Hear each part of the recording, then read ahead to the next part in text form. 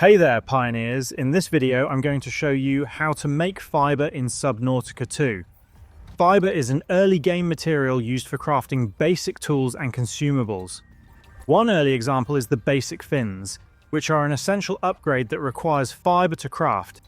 However, the game doesn't really explain how to make fiber or where to get the materials needed for it when you first start playing.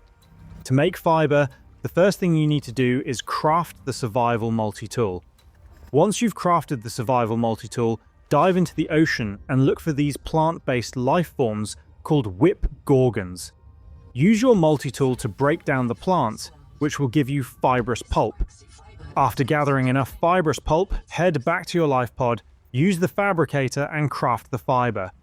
Make sure you collect extra fibrous pulp while exploring because fiber is used in several early game recipes and upgrades. And that's how to make fiber in Subnautica 2. Please do drop a like and subscribe, it really helps the channel grow, and I'll see you in the next tutorial. Thank you so much for watching.